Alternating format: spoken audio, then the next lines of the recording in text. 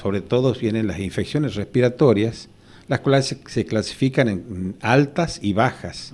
Las altas son la rinitis, la sinusitis, la laringitis, y las bajas son la traqueitis, la traqueobronquitis y las neumonías. Las infecciones respiratorias más frecuentes son el resfriado común, que es la que produce estornudo, rinitis, un poquito de fiebre, y es producida por un virus, ¿no es cierto? Y después están el resto, que pueden ser producidas también por otros tipos de virus o por bacterias, y a lo que se le suma desde hace varios años el tema de que también se avecina el COVID, ¿no? Que viene siendo un flagelo desde hace mucho tiempo ya, 4 o 5 años, y que tenemos que estar preparados para todo esto. ¿Qué es lo que nos produce infecciones respiratorias? Más que nada son los cambios de temperatura, es decir, lo que nos decían cuando éramos chicos, abrigate, salí bien vestido, o sea, los cambios de temperatura cuando uno pasa de un ambiente cálido a un ambiente frío, cuando uno sale desabrigado a la calle, cuando no te pones calzado con planta de goma, cuando hace mucho frío, cuando no te pones la bufanda, o sea, todo lo que nos enseñaban siendo niños tenían razón nuestros padres, y eso a mí, la experiencia, reitero, me ha ayudado y me ha servido muchísimo, ¿no? Porque la causa principal de los inicios de los cuadros respiratorios son estos, los cambios bruscos de temperatura. Usted mencionaba recién la posibilidad de que el fenómeno del COVID vuelva a aparecer en esta temporada. Claro que sí, eso sigue latente, por supuesto ya estamos viendo que los cuadros que se vienen presentando ya no tienen la gravedad que tenían hace un buen tiempo, y quizás ese sea debido a la toma de conciencia de que nos empezamos a proteger más, porque ya cuando estamos hacinados en algún lugar tenemos que usar el tapabocas, porque tenemos que salir bien abrigados, y porque existen las vacunas fundamentalmente que hay que hacerse, ¿no? No solamente el COVID, sino la antigripal y para neumococo, que son las tres que hay que hacerlas ahora nomás. Es fundamental que ahora en esta época, hasta abril, es lo importante de la cobertura con vacunas, las inmunizaciones se tienen que hacer, porque si no después ya nos queremos hacer cuando estamos en plena etapa invernal, cuando ya están los cuadros presentes, y muchas veces ya no nos sirve. Ahora, doctor, ¿qué debo hacer, por ejemplo, si presento fiebre, si empiezo con esos síntomas? Por supuesto, siempre la consulta médica es lo más importante, ¿no?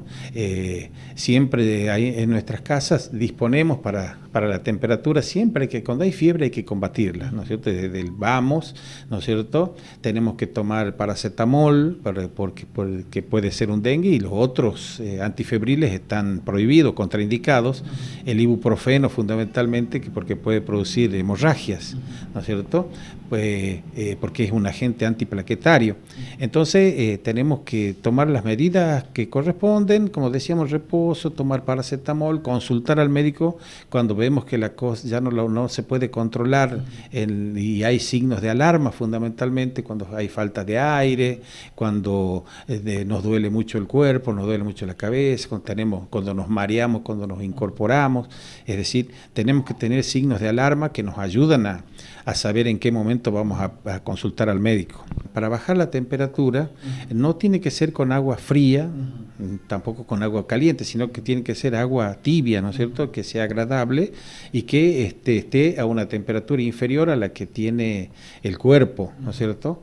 Entonces es importante eso, bajar la temperatura por medios físicos, que son los baños, los paños con agua, ¿no es cierto?, con paños húmedos, quiero decir, y usándolo cuando sea necesario la medicación correspondiente. Doctor, ¿es recomendable tomar vitaminas para mejorar o estar más fuerte, digamos? Claro, entonces decíamos que es importante la alimentación que contribuye con vitaminas, ¿no es cierto? Las vitaminas son las más importantes en este caso, son las A, la C y la D, ¿no es cierto? Fundamentalmente la C. Eso lo podemos conseguir con medicamentos, el médico lo puede recetar, pero también es fundamental que comamos bien, que comamos frutas y verduras, decíamos, para hacer el aporte necesario de vitaminas y minerales que necesitamos para esto.